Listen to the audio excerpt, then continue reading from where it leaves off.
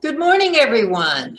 Welcome to the Where Do We Go From Here Post-Pandemic Virtual Design Presentations. And I am excited to hear what our teams have to reveal to us today. So I'll turn this over to James Horvath and thank BWA for being our sponsor for this event. And James, take us through it. Thank you very much, Randy. Good morning to everyone. I see we have a few people that are still kind of logging in and joining, so I'll take a slow minute to kind of go through everything. But I wanted to thank everyone for their attendance today. As Randy mentioned, I'm James Horvath. I'm the current AIA Las Vegas President-elect. And just on a quick housekeeping note, we are recording today's presentation. And it will be available in the future, both on the AIA Las Vegas website, and I'll also be sending out a link to the presentation to some of the people who wanted to join today, but were unable to make it at last minute. So before we also begin today's presentation, I wanted to thank a few people. First, as Randy mentioned, Bergman Walls & Associates sponsored today's charrette through AIA Las Vegas. I also wanted to thank a few key people who have been helping to put all this together for several months behind the scenes. First, Alex Gordon, who came to me with the charrette idea several months ago. Then Carly Pascalato and Michelle Tapia from UNLV's AIAS, who both also stepped up to assist Randy Levine and I in many, many meetings, putting this all together and then getting it out on social media and just kind of getting the word out. I have to say, I am very encouraged by the next generation of architects who are showing great ambition and drive to really get involved. And really by everyone's involvement here today and just over the past couple weeks in the charrette, we really have a way to help mentor and encourage the next generation. So thank you. With that, I'd like to get into why we are all here today. With the onset of COVID-19, communities are looking to leaders of both the public and private sector for how things are going to change and what protections will we be providing for all. As architects and designers, it is our challenge to be forward-thinking and provide design solutions. What lasting solutions can we develop that respond to the concerns of what will be the new normal in the post-COVID-19 world? And to what extent will the way we interact with the built environment change? These were the questions we posed to the architects, the students of UNLV, faculty from UNLV School of Architecture, as well as the School of Public Health, members of the community, and faculty from Touro University. Hopefully I got everyone covered there. Teams were formed with members from each group and asked to select the specific problem they wanted to address. This all started about 2 weeks ago, so teams have been furiously working for 2 weeks to pull these presentations together. And we're going to hear from a couple teams. We'll have one from Bergman Walls & Associates, one from TSK Architects, and then we'll see if there might be another one from UNLV, but we haven't heard from them this morning yet, so they might be sleeping in. So to keep us moving along today, I've asked each of the groups to stick to a schedule. In general, the teams will present for 10 minutes. Then we will allow a quick 5-minute Q&A as we reset for the next team to present. If you don't get your question in, please feel free to hold on to it. We will try and go through all these teams quickly. And then after we are done with everyone, we will open it up for an open dialogue discussion where you can ask teams any of your questions. If you don't want to ask it, feel free to use the chat, type your question up, and Randy or I will be happy to ask the question to the group in the end.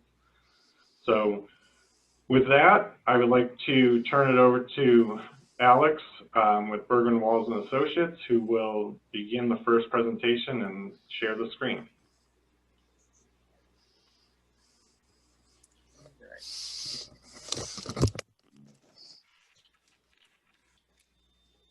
right, everyone. So thank you for being here today. So at Bergman Walls, our team was really focused on how can we look at bringing conventions and entertainment venues back up and running again to ensure that they have a healthy environment and give the attendees a sense of well-being while they're also attending the events. So in our earlier discussions, we looked at kind of a bunch of different topics, and they all kind of boiled down to these three main topics that we thought would be very critical in bringing back the venues. So we're looking at air quality, flexibility of space and surfaces.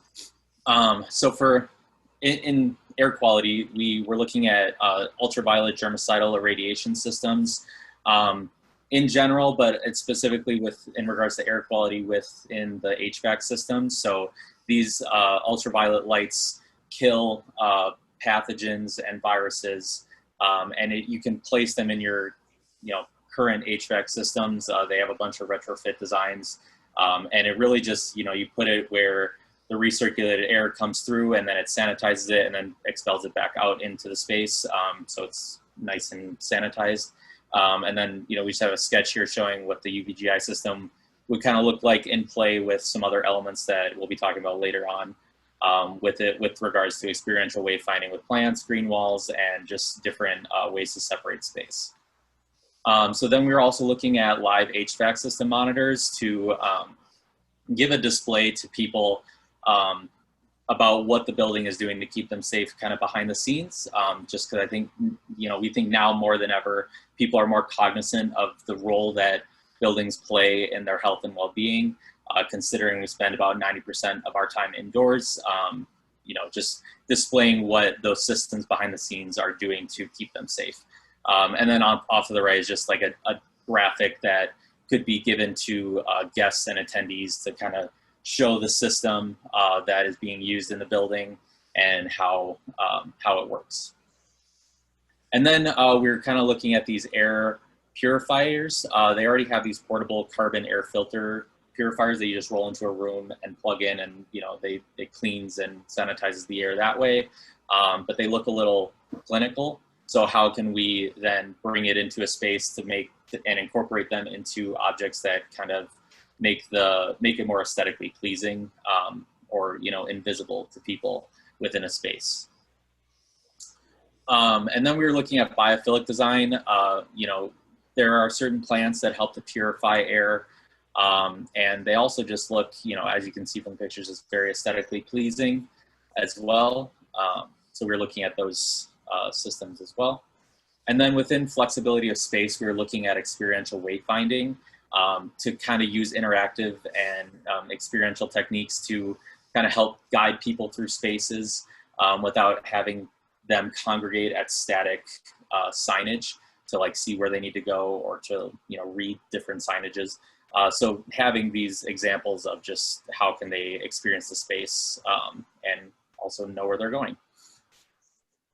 And then we were looking at creative barriers as well, along with the biophilic design properties, and how can we create spaces without being so rigid about blocking spaces off.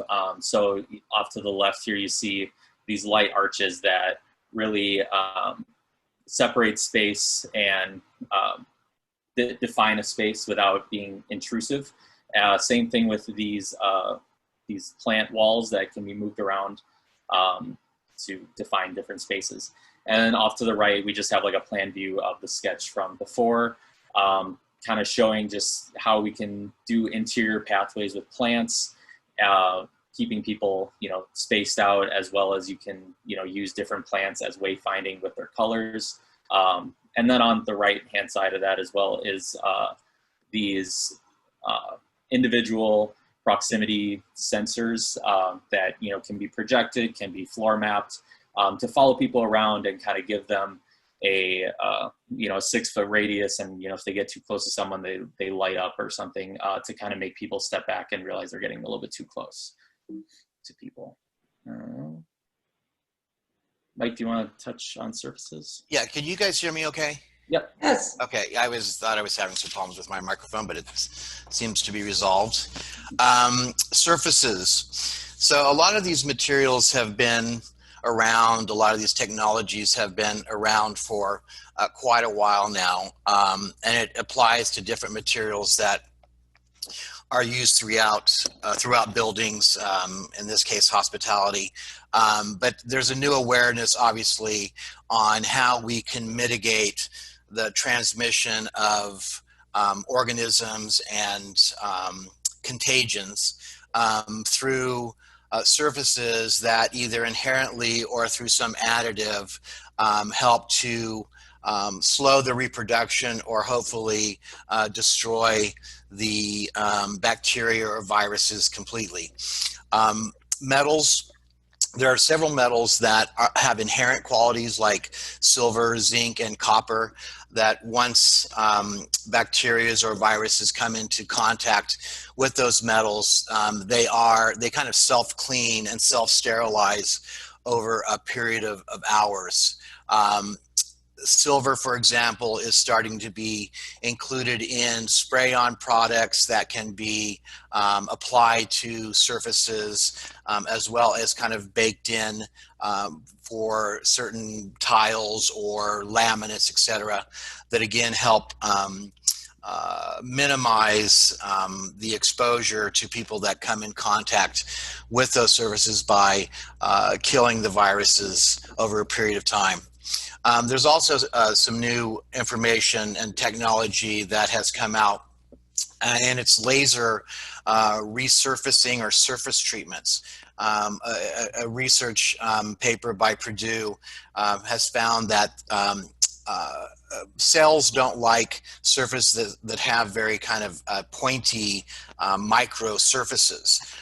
They can live for many hours on metals and plastics and even fabrics, but with this laser application to metals and other surfaces, it creates again a micro surface that is very pointed, and when the cells come in contact with the surface, it actually pops the cell membrane and helps destroy the DNA and the RNA within the cell structure itself. And again, these surfaces are applied, but they have no visible effect. So there's some promising research in the surfaces of different materials and how they can become inherently antimicrobial.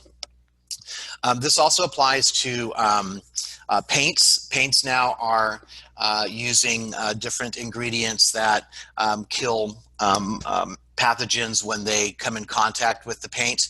The paint can last up to 4 years. Again, it doesn't kill them immediately, but their lifespan is about 2 hours once they come in contact with the paint.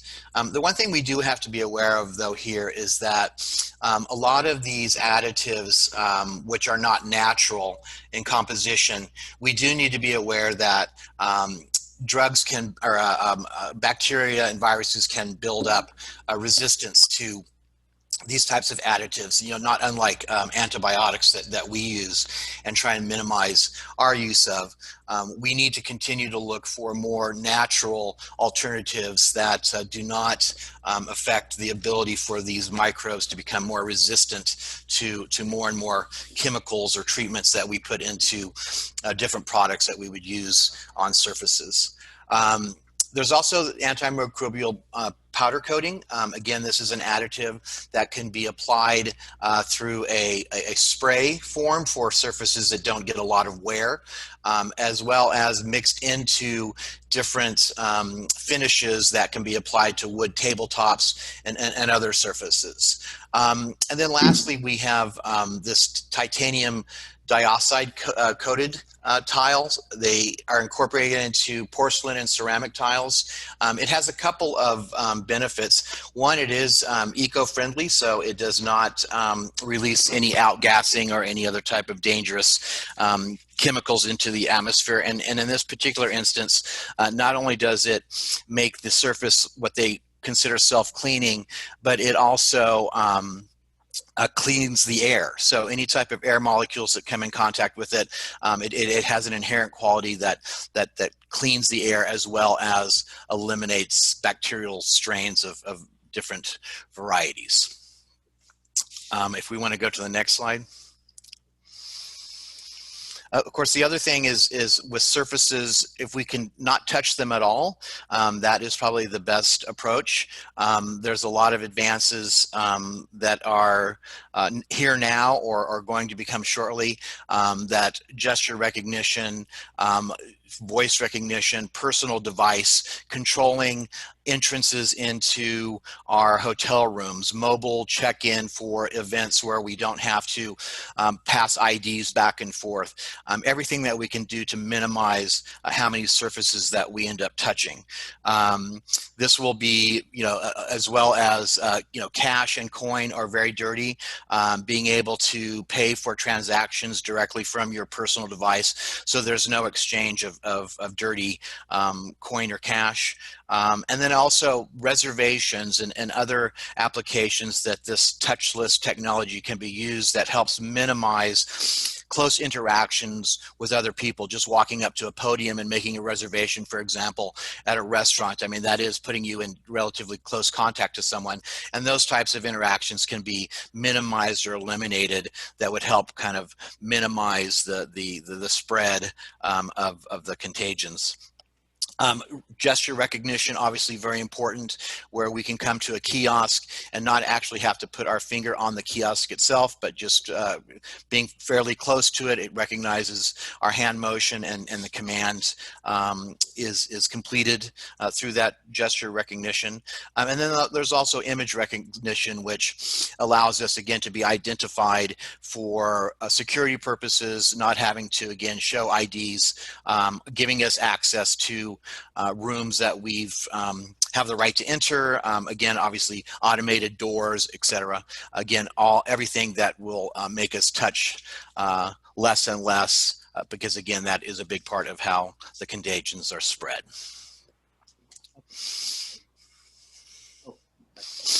Also, the UVC is a proven and actually one of the most effective ways to sterilize surfaces.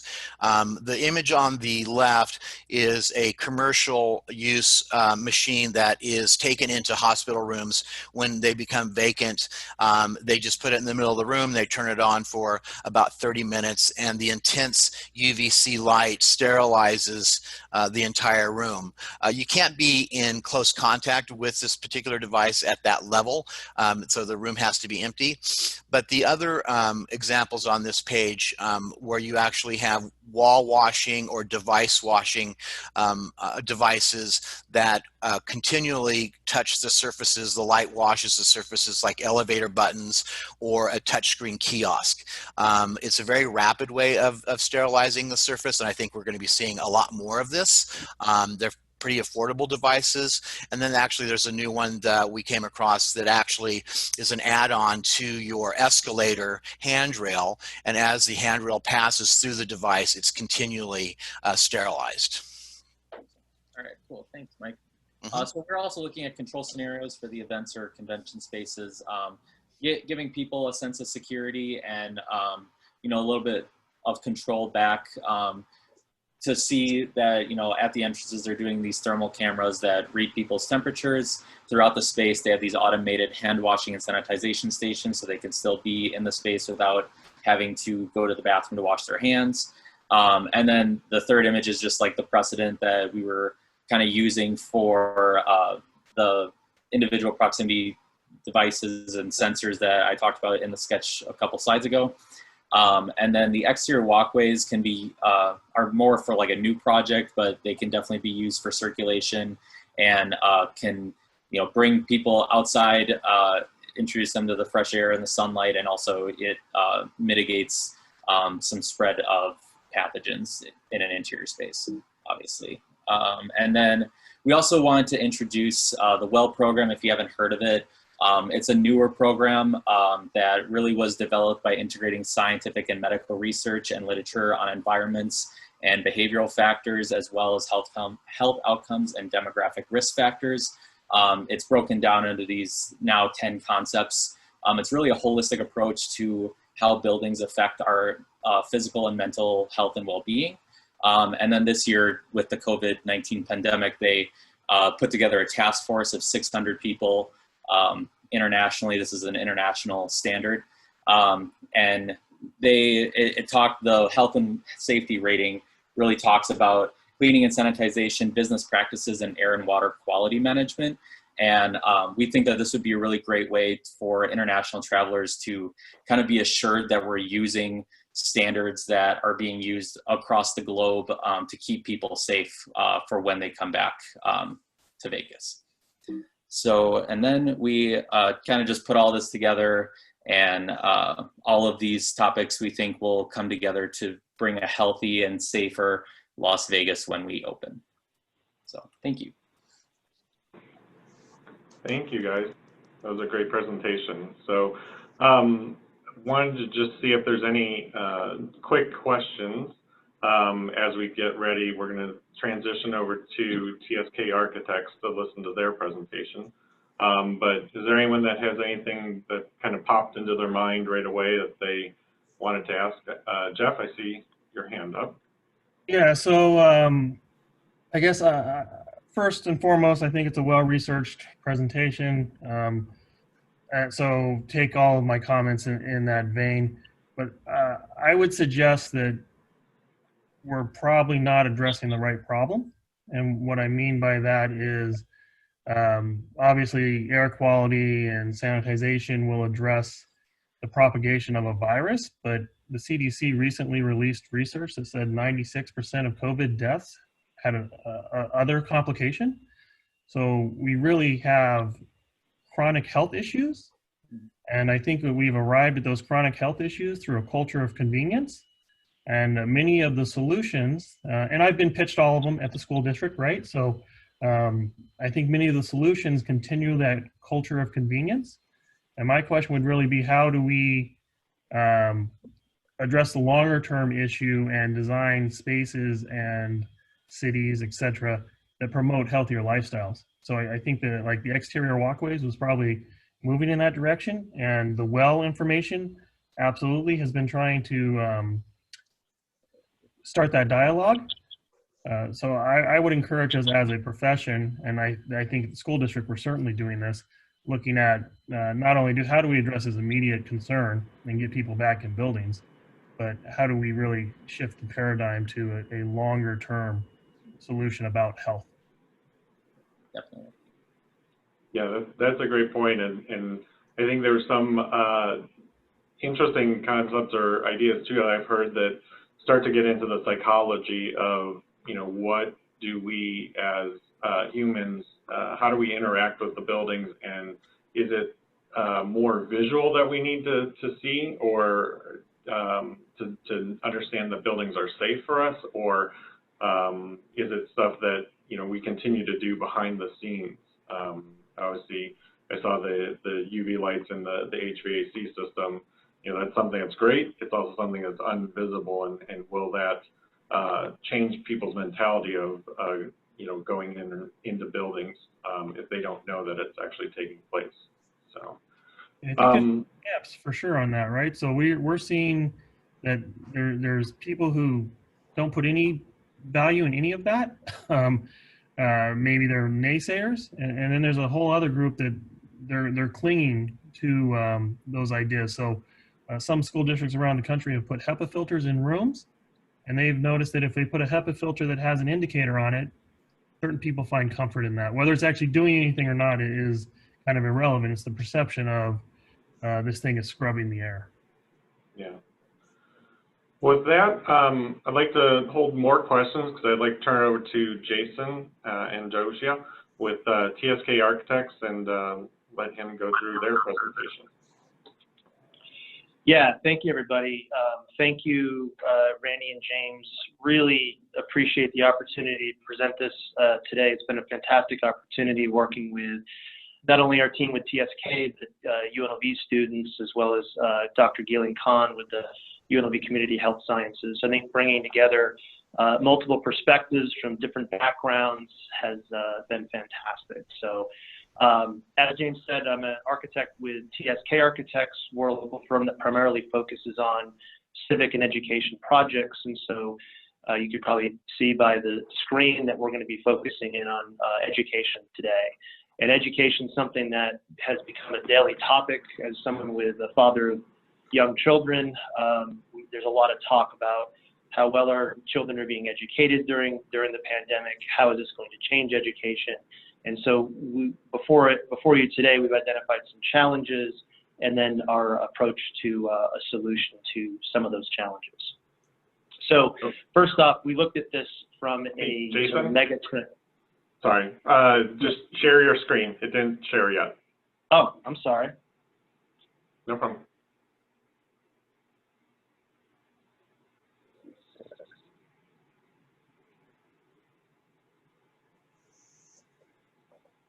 Can you all see it now? Yes.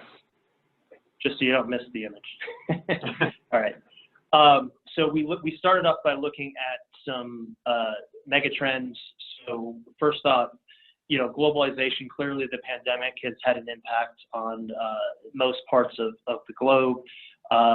Due to the technology we have today, in many ways, the world feels so much smaller with more connectivity. Yet with all the smaller world and the connectivity, many people are feeling very much isolated today. And that's certainly something we want to address as we engage with these technologies. How do we continue to have that feeling of where students are feeling connected and not isolated? Education itself is always evolving and learning about learning. So we're thinking that, this has been very terrible on a number of fronts, deaths and impact of the economy and many things. But it is also an opportunity to rethink the way we're educating our children and how we can advance that along. And then mobility or lack of it for disadvantaged globally. So part of what we're looking to address is, as newer technologies come out, are we making sure that gets into the hands of those that are more disadvantaged so that they can have an excellent learning experience also. So as we bring it more down to local level, what we're really looking to do is provide a safe and supportive environment for students to continue learning with equal opportunity for education. And so we've broken those out into three areas: staff and student considerations. Certainly well-being and safety is critical, and you'll see that Bergman Wall did a great presentation on some of the methodologies that can enact that. We've thought of some similar things that can take place in a learning environment to help the safety and well-being, but also motivation and support. So, right now with a lot of children learning from home, working parents, there's obviously a concern there for the motivation and support that some students are getting in the existing context of the times we're in. Continuity of CCSD education, we came at this looking to support Clark County School District in regards to their efforts and how they're addressing this. So our solution is supportive, we believe, of what they're doing. And then as far as placemaking, we're looking to engage this on a neighborhood level. So far there's been a lot of, either the students at home learning from home, or they're, in some cases with some charter schools and private schools, they're back to school. But is there, at a scale level, is there something in between that may be a viable solution to help our students with learning? Cooperative siting. So are there opportunities where we have both for-profit and nonprofit organizations that are willing to step up and potentially cite the solution that we're going to provide? And my conversations with some of those entities, the answer to that would be yes. Feeling of ownership. As we scale down this solution to a neighborhood, are there opportunities for a feeling of ownership by that neighborhood for this solution?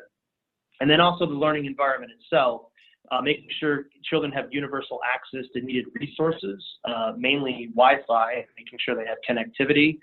Is there also an opportunity to address class sizes? I know that's a concern to some educators, many parents and students alike. Is there an opportunity to rethink that? Is how we get class sizes down, maybe more than one due to not feeling isolated, but maybe less than some of the class sizes that we saw before COVID. And then finally, universal layout and flexibility, making sure that all children have access to the space and learning environment, and also being flexible for future technologies that come down the road. So we also did some research on some areas that were of great interest to us. Some of these we're hitting on more than others, and our solution is certainly not a silver bullet, but we think it moves the needle in the right direction on these items. So starting with disabled students, internet access, language barriers, home environment, safety measures, especially due to COVID or future pandemics, technology, especially in regards to access to it, students with working parents or lack of parent involvement at the home, and homelessness. So like I said, we believe our solution is beginning to move the needle in the right direction on these challenges. The school district has clearly set their directive as far as what they're looking to come out in response to COVID, device distribution of Chromebooks to all students, making sure through the Go Guardian program that websites are blocked that are inappropriate, internet access for students, Canvas Learning, which is their online learning platform for instruction, and then Connecting Kids, which is targeting lower income families to make sure that they have the resources needed. So our solution is supportive of this, of the school district's effort. You can see here, this is just an example of one at-risk area. We've identified several at-risk areas in the Las Vegas Valley.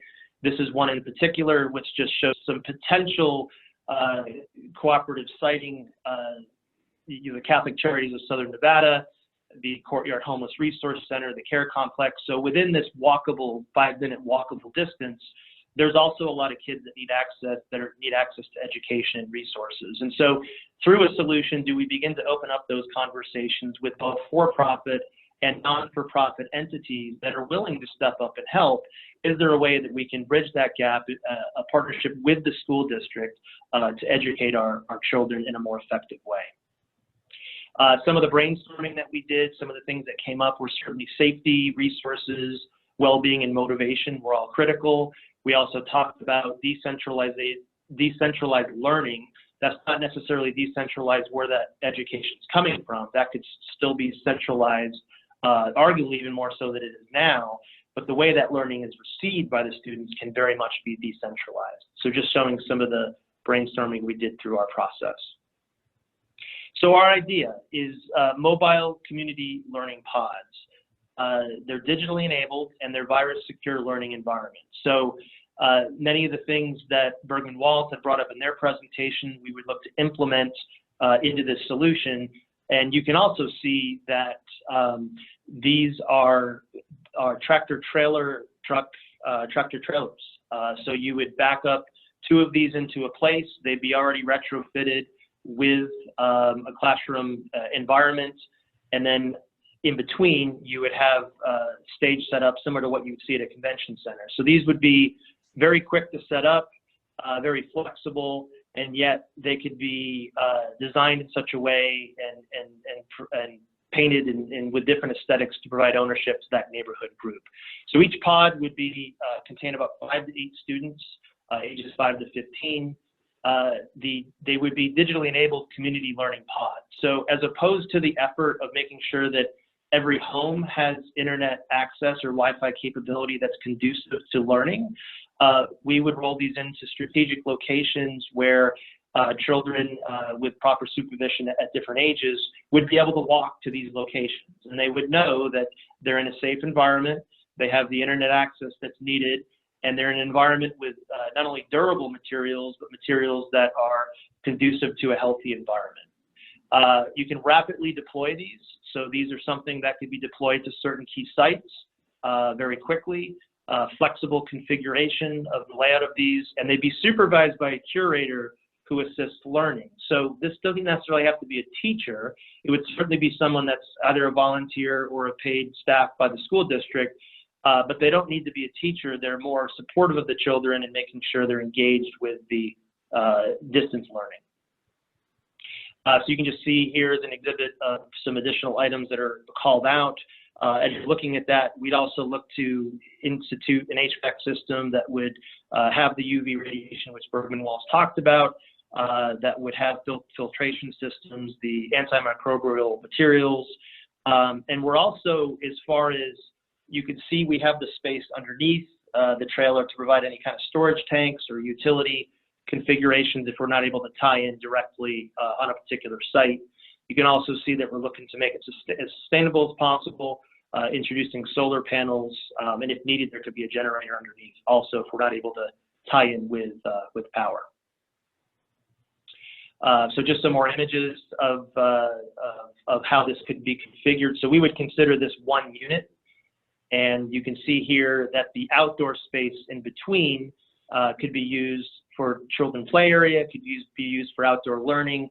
We believe that the outdoor space was very critical for learning, and it's much healthier, but it's also raised up and separated so that parents, when they drop off their children, know that they're safe, they're contained in this area, and it's very flexible. You can also see above, there's a trellis shown there which can roll back. So in this image, the upper right image shows the trellis rolled out and closed, and the lower right shows it open depending on weather configuration or weather, what the weather's like. And then here's an image just showing, parents walking up. This could be literally placed in a parking lot or very flexible as far as where it can be placed. But it's an area where the neighborhood can walk up, drop their children off, know that it's a safe learning environment, and that they're going to have the resources that's needed for their education. And this just shows you a sense of scale. So the size of this basically takes up about 16 parking spaces. And then it's also scalable. So if there's a desire to create a larger learning environment, then these can scale very easily to adapt to whatever the circumstances are at that particular location. So in summary, we were looking to provide something that's safe, that enhances the well-being, and we're hoping this opens up a dialogue too about the scale of what our students, where our students are learning, as far as the class sizes. That maybe it's not at home. Maybe there's a smaller than a school environment, but larger than at home, that brings students together, enhances well-being, gives them access to the resources needed. We also see this as a temporary solution that can lead to more permanent solutions. So for instance, if these pods were put next to a Boys and Girls Club, for instance, that Boys and Girls Club, the space may be underutilized during the day, and then after school, that space is utilized when the kids get out of school. So is this an opportunity to really rethink how we're using some of these underutilized spaces, such as nonprofits, such as could be even an empty retail store. It could be a church where it's just mostly used on the weekends. So are we able to provide these for an immediate need, and to get that entity that we could partner up with, more comfortable with? Is this something that they could be willing to be taking on more permanently, more long-term, and supporting the school district? It's still school district education, but it's supported by the organizations, for both for-profit and non-for-profit, in a way that enhances their education, and they can institute leadership training or other things that those organizations want to. So we think on a number of different layers. It's bringing awareness. It's helping to marry together for-profit, non-for-profit, school district, government, in a way that could be very meaningful and open up ideas for different ways in how we're educating our children. And so with that, I just wanted to show you, obviously this is a team effort. We're super excited to be able to work with the UNLV students as well as Dr. Geeling Khan with UNLV Community Health Sciences. So I wanted to give them due credit, and we will open it up to any questions the panel may have. Thank you, Jason. That was a great presentation as well. And it's interesting how what your focus was obviously on the education side and getting that immediate need out to students who may not have the resources for computers or internet. But it's also interesting in terms of community needs. And a lot of our schools are utilized after hours for community events and for other resources. And so how this can actually not only help us in these post-COVID-19 pandemic times, but it just even with other general situations and issues that we are facing. And I think there's a lot to be learned from this, and how we can get out to the communities and provide quick resources. So it's great. Yeah. So there are some other questions from anyone. Please feel free. I've got one, Stephanie. I really like the flexibility, and just to build on what you said, James, right now, that one of the things in our really most vulnerable communities, there aren't as many gathering spaces or opportunities for that. And this looks like a solution that could be deployed fairly easily. And the flexibility is great because I know we need gathering spaces, and you could probably program these in evening times with other programming for whether it's not or not, could be adult learners too.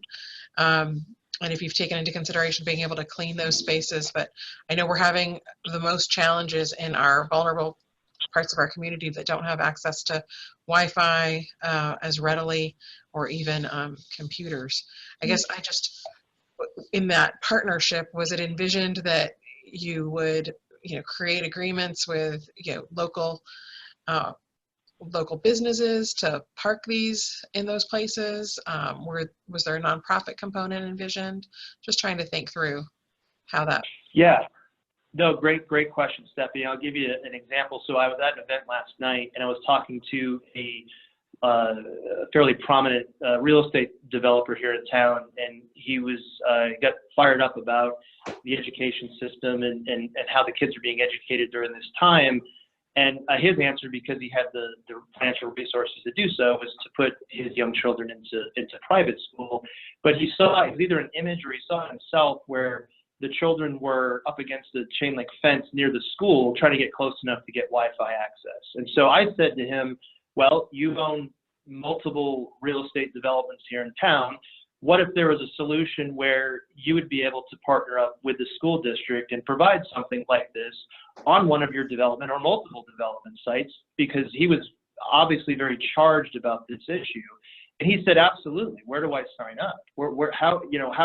How would I be able to help provide something like this? And I also think, as opposed to him just giving money to sort of a larger organization, not knowing where that goes, to be able to put a human face to something physical, people to it, that he could immediately be able to impact the community in a way, is certainly one viable option. I'm also aware of nonprofits like Core Academy, and there's others, like I mentioned, Boys and Girls Clubs, where they're basically waiting, in a sense, for students to get out of school, and then they're engaging with the students. Is this a way to leverage that the school district education, but be able to support that physically in a space that's just not being used until the kids get out of school? So I think on a number of different levels, both for-profit, non-for-profit, and maybe even government, it could be even park situations where this would be appropriate.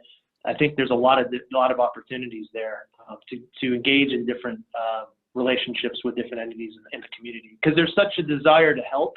And I think this is one way of just bringing faces and physicality to that conversation. Well, I love that, Jason, just because planning for the school year, we had a maximum capacity at each of our rec centers. I work for the city of Henderson, and we knew we could only serve X number of kids, and we were having a hard time finding anyone who could help increase the square footage so we could go program other spaces. And had we thought of something like this, that might have been a viable option to increase capacity. So I really like that idea. Thank you. Yeah, this is Mike Mitchell from Bergman Walls. Again, a great presentation. I just wanted to know if you considered, obviously food insecurity for many families is a big issue, and they rely on schools to provide subsidized meals for their children. I would imagine that because this type of installation is scalable, that one of these trailers could also be converted into some type of cafeteria and provide meals for children. Is that correct? Yeah, absolutely. And then, that could be either all that could be done on site, or there could be questions about, is there something off site that's more centralized, maybe utilizing a cafeteria by the nearby school that can then go to these pods and provide that. There's also the potential for partnerships with, once again, restaurants or other entities that may be willing to step up and help out. And, it's almost like, once again, knowing that and I don't know if this is a good analogy or not, but like giving someone a section on the highway, right, where it's like, you need, your sponsorship and just ensuring this piece of the highway is clean and you take ownership of that. I think it's really trying to bring the scale down so that if it's not CCSD and if it's not a central thing, there could be also partnerships with other entities that are willing to step up and provide those resources. But to your point, yes, at the very least, the school district, there could be a trailer for that, or it could be centralized and the food could be brought in. Thank you. Great. I'd like to see, I'm not sure if anyone from UNLV architecture students, if there's a team that did finish and is here to present. I have not heard back. If so, please speak up. I believe I'm the only one from my team. Okay. We weren't able to finish a full kind of fledged out design, but I do have a few slides on kind of like the idea and technology that we were working on. Okay. And this is Michelle, right? Yes. Okay. Jason, could you unshare your screen and we'll turn it over to Michelle, give her a few minutes here. Absolutely.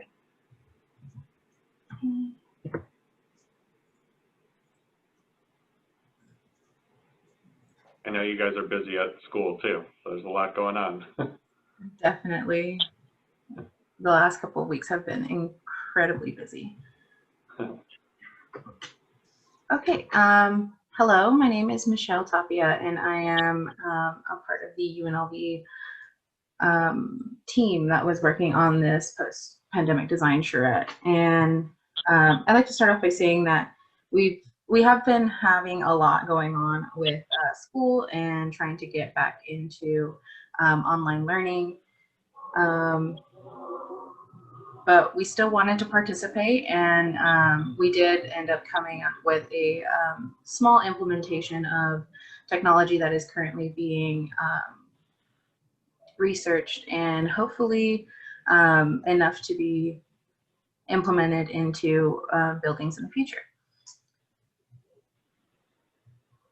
So my other two partners in this were Carly Pascalato and Carlos Martin. And we did just kind of like some short research on populations where Las Vegas is sitting at 2.7 million people. The amount of tourists that come yearly, sitting at a whopping 42.5 million people every year. Average hospitality employment in regards to year to date for 2019 January through August at almost 300,000 employees in the hospitality business on the Strip.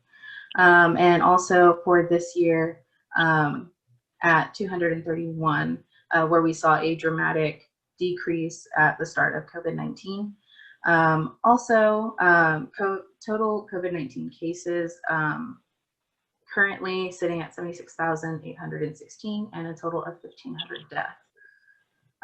So just like the two teams before this, we were looking into ultraviolet C lighting and kind of doing some research on how the entire UV spectrum can kill or inactivate many microorganism species, and how UVC can provide germicidal irradiation. Also, UVC exposure kind of like inactivates microbial organisms like bacteria and viruses by altering like the structure and molecular bonds of their DNA, and can also destroy the organism's ability to reproduce. So UVC is providing a highly effective method of destroying microorganisms, but like teams before us had mentioned that it is not safe currently for people to be in close proximity to it. So what we were proposing is implementing UVC lighting into entrances and almost atriums between the outside and interior spaces of hospitality buildings or business buildings. And what we were looking to do is utilize technology that we already have with sensored automatic sliding doors to control when these lights are turned on and off. So when the space in between the disinfecting area is empty, the lights will be on, disinfecting the area as a whole. And when somebody would get close to the sensor, either entering or exiting the building, the lights would turn off and the doors would open. And this is kind of like a section kind of depicting that as the people come up, the lights would end up turning off and then kind of like walking through. And then once they would reach the interior of the space, the lights would turn back on if the space was empty. And that is kind of like what we were working on and trying to research and see if there was any developments on making this any more human friendly.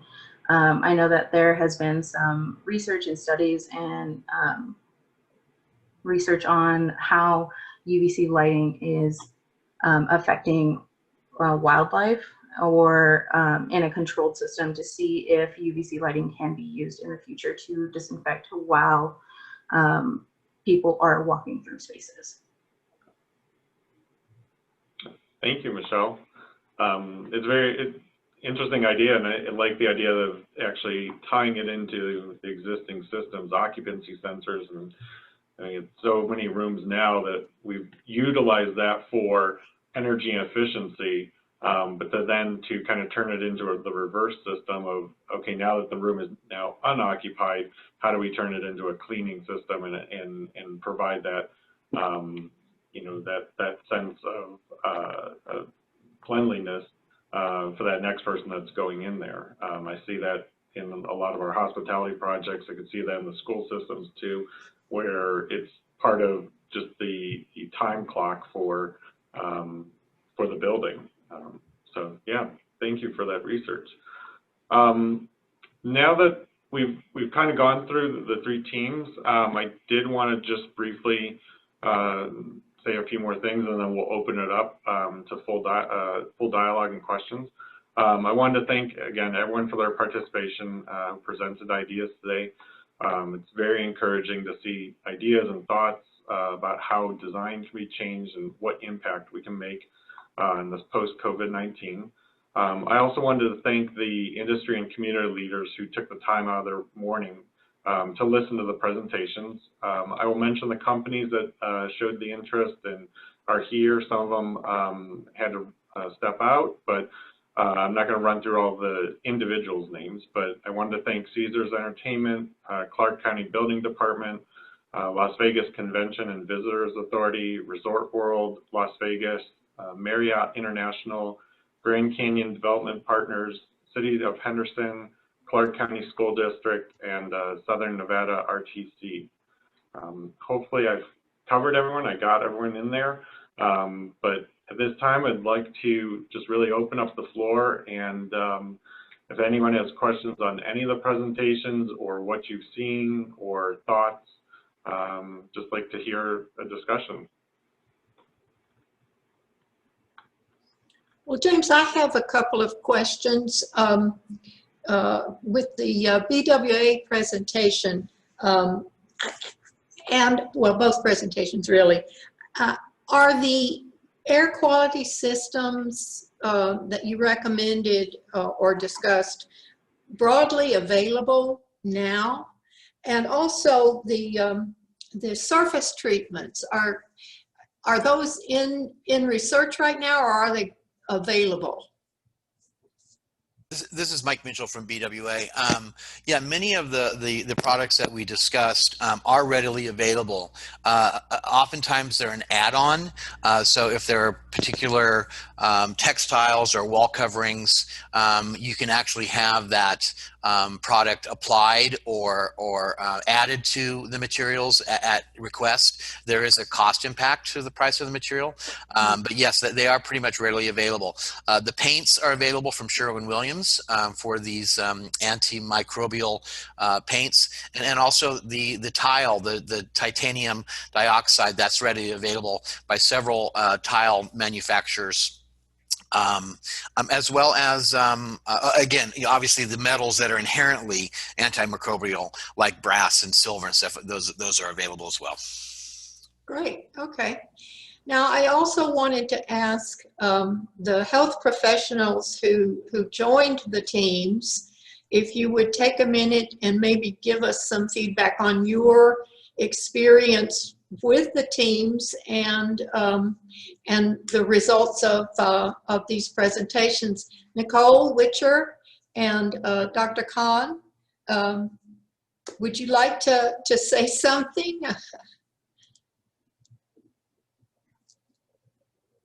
Yeah, I really enjoyed working with the team. So for everyone else, I'm a nurse manager at an urgent care here in Las Vegas and just personally have interest in architecture and design. So when I heard about this, I contacted Randy to see if what I could do. And I just was really interested to find out how the buildings can and theoretically help people be healthier. Right? That was some of the things, especially with like the biophilic design, the different paints and surfaces, that our actual built environments can help our patients be healthier and not hurt them just by being in the building, as well as helping employees and everyone else who visits the building. So great. Dr. Khan? On mute. Okay. Yeah, I enjoy with my with the team that Jason led, and I think in the discussion, I normally commenting on their design or their idea, and they were all pretty receptive, and I think some of it may even incorporate into it. The other thing I would say is as a health professional, or public health, especially in epidemiology, infection disease area, or environmental health, we normally want to see like evidence-based solution. Like, I mean, it all sounds reasonable, rational, but to what degree they are, I mean, could be reduced, like I say, the air filter. If I send like a message there, say, well, it's easy just to add like a small tube. Then we can sort of maybe every 4 hour take a sample out of it, then compare that and maybe with another building air filter without this type of a solution. Then can compare how dirty, just like when you do the stop smoking campaign, you put like a bad lung there to let the patient, let the audience or public see that very nasty lung. Then people, oh God, I need a solution. And here we have a sort of a, from design point of view, we have a very good, I mean, sort of a pleasant and rational solution, but in the meantime, from the evidence base and from evidence to communication to receptive vendor, or not vendor, but a buyer, I think there is a gap. And the research community and actually National Institute of Health, National Institute of Environmental Health, and also CDC, they would be all, I mean, if the concrete comparison evidence evaluation, they would be willing to support this type of evidence-based research, even for short, because it is very important from public health point of view that we have evidence-based presentation rather than rationalized. I see those presentations as rationalized, as a reasonable presentation, but not evidence-based. Yeah. Good point. Thank you. Yeah. One of the things that like briefly touched earlier, but I think it was very interesting hearing from the groups and listening to some of these solutions. You know, we heard about surfaces and changing out surfaces to say, well, now those are antimicrobial. But one of the things I heard from Nicole during this process was, you know, will that change the psychology of people to say, well, I no longer need to wash my hands as much, or I no longer need to, you know, worry about sanitizing because now the buildings are taking care of that. And, you know, it's this balance between how much do we do maybe behind the scenes versus how much are we doing kind of inherently in new design as we move forward, that basically helps the situation, but it doesn't change that psychology for people. We still want them out there washing their hands. We still want them, you know, maintaining these habits that seems like it took forever to get back to, where, you know, as kids, we were always told to wash our hands, and now, you know, we're finally getting back to that point. So. Yeah, I'd like to make, go ahead, Vincent. Yeah, I'd like to make a quick a comment and observation, because this has been a really exceptional presentation that's kind of come together. And one of the things I just wanted to say is that I think we can all understand that a lot of these solutions are not a single source answer. I think we as a society like to have one answer fits all, right? And I think it's an entire mindset around that everything we're discussing is a solution set, right? It's a kit of parts of how you can put it together to mitigate. And Dr. Khan's comment I thought was amazing, because the science-based facts, right, around whether these things truly work or not, I think is an excellent observation. And the one comment that I would have about that is that if there's intrinsic value to doing it, because we know that for things like better air quality and, you know, air circulation and just being clean in general, maybe it doesn't necessarily fight and kill and stop COVID definitively, but there may be intrinsic values that we should embrace that just makes it a healthier environment. You know, just makes it a cleaner, safer place for people to be, to mitigate against a common flu or common colds or other communicable, you know, diseases or sicknesses. So the part that I try to think of, and I know Melissa and I constantly, you know, scratch our heads around this, is that it doesn't always have to be a definitive answer, right? And it's okay to be wrong. It's okay to make mistakes. It's okay to be willing to understand that not every answer is correct. And as long as we stay fluid in our thought process and being flexible and adapting, I think that'll be the mindset that ultimately will help us be safer. So I just wanted to make that observation and give kudos to the team here for the hard work that they put into this. Yeah, this is Mike from Bergman Walls. You know, it's both here. It's human behavior, it's science, it's these materials, it's these systems that go into, you know, the architecture of a building.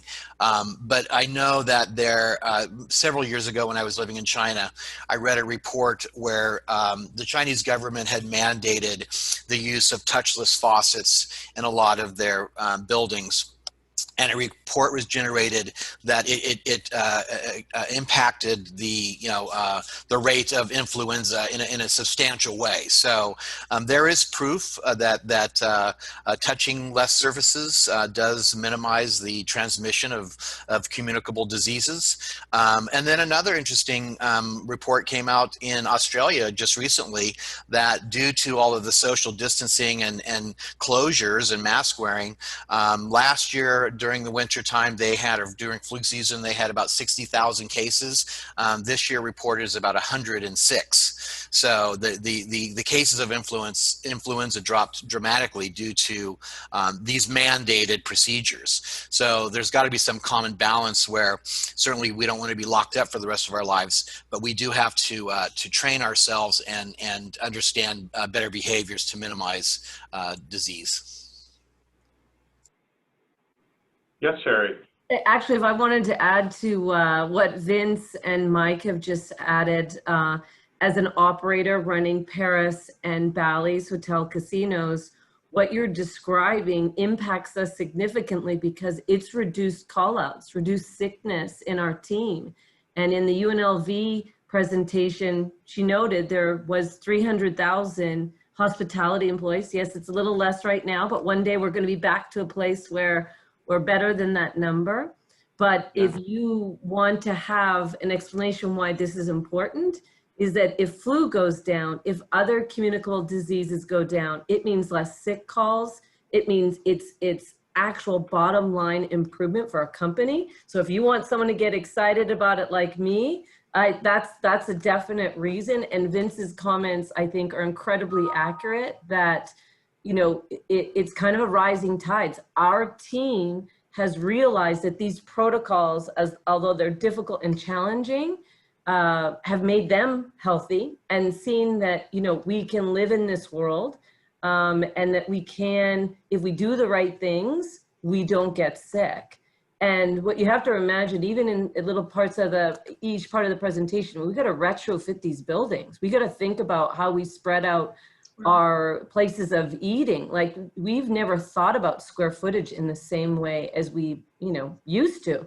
And that's never going away, but it's also a good thing. Team members realizing these things that are important, benefits to the company by people not being sick, and being able to carry on, you know, our real lives with all of this. So, you know, I just want to add on to Vince and Mike's statements, but just share that there's real bottom line changes that are happening, and we're seeing it. Thank you, Sherry. It's good to hear that from the operator side, because I think so much what we're hearing on the news and the media is always on the tourist side and what is it doing to people coming to the town. But, you know, there's so many of us that are living here and working here, and it's great to obviously hear from your standpoint that, you know, the employee health benefits now are going up as well, and, you know, less sick calls, and, you know, they're having a comfort level of getting back into work and to being in this environment. So that's great. I'm not saying that there wasn't a peak and we didn't have a few moments where we were nervous, and even as people were getting back into their lives, we definitely saw call-outs, right? People were scared. But every week that goes on and we look comparing ourselves to prior year, it really changes, and that's a bottom line impact. And so every one of these little things makes a difference because you can't see it. And if we do things that people can't see to make us all healthy, it's going to be a good thing. Mm-hmm. Yeah, great. Is there any other comments or questions? Got two screens of people to look through here. You know, I've got a question more about the WELL program, the health safety ratings. I had never heard about that. I don't know if, I think it was the first team, could share a little bit more if that's something standard, so that, because I could see people wanting to have that WELL program health safety rating to be able to increase confidence for people to be in buildings. Yeah, so I can speak a little bit to that. So the WELL program, as I mentioned before, it's developed with science and a bunch of research behind it. They just launched their version 2 standard, which opened it up to a bunch of different categories like community health and materiality and thermal comfort, and looking at just all these holistic components of a building and how they can affect our mental and physical health. So it has been going off. I think I wrote it down. There has been 4,500 projects in 64 countries so far, which equals out to about 644 million square feet of well designed spaces. And it really goes up all over the gamut of all these different typologies, from commercial to kitchens to restaurants to hospitality. It's starting to break into those areas a little bit more. It's mainly started out in like office environments and how to improve those, access to natural daylight, access to more plants, all those different components. And currently the health and safety rating, since it's kicked off a couple months ago, it's really been starting to kick off, and So far, the Yankee Stadium has implemented this standard, and they just released this week that the Empire State Realty Group released it in their portfolio of buildings, including the Empire State Building. So it's really starting to like hit home, and it is an international standard. So, you know, all these different countries are using it, and I think if we bring it to Vegas, I think it'll be bring more confidence to international travelers when they are allowed to travel again, that, you know, we are using this standard that is being used in your city, in your country, and kind of give them that sense of comfort to travel again. Or, and especially in like education, giving parents like a sense of comfort sending their kids to, you know, a healthy building, having the people who work in those buildings, you know, take pride in their building and, you know, realize that they're protected as well. Yeah, and if I can add to that, the WELL program is another program similar to LEED, similar to Green Globe, but where those kind of focus on environmental impacts of the building or towards the building. The WELL program was really developed, I believe, around more of the human component and how is the building affecting us? How are these environments that we are creating, how do we interact with them? And there's a lot of different aspects. I think when Alex had the slide up, there's 16, I believe, ways that it looks at the different environments. As he said, it began with office buildings, but it's now progressing as it grows into other markets, into the hospitality, and into entertainment, into schools. And, you know, it gets down into like, what is the right color to paint walls that improves someone's mental health for a learning environment versus a working environment. So it's an interesting program. Their website is wellcertified.com, and that gets you to you know, to learn some more information about them. So. Yeah, and one last thing to add to it, it's a little bit different, I think, than LEED, where this standard really has you actively monitoring your systems and having to resubmit every few years for recertification. So you really have to keep track of all your building systems and making sure they're maintained and working properly. So it kind of keeps it keeps you in check. Yeah, keeps you in check. That's the word I was looking for. Yeah. So yeah. James and Alex, I have a question for you as it relates to the WELL certification, because on the development side, especially in the private sector, a lot of the clients that we work with that are choosing to go LEED or Green Globe is, yes, it's good for the environment, but also, you know, there's tax incentives and there's some type of financial windfall that they get to benefit from making those investments. And the question I have is, does the WELL certification have any type of financial or insurance premium reduction type incentives for you know, employers to introduce these things so that they can then have a healthier work base? Do you know if there's any other incentives other than just kind of do the right thing? I don't recall at the moment if they have those in there yet. I'm sure they're looking at it. It's run through the U.S. Green Building Council as well, so I'm sure they're gonna you know, add those in. But it really is also focusing as like a mixture between LEED and this new interiors program. And kind of does sustainability through the human component in buildings, but I am not 100% sure if they have those in place yet.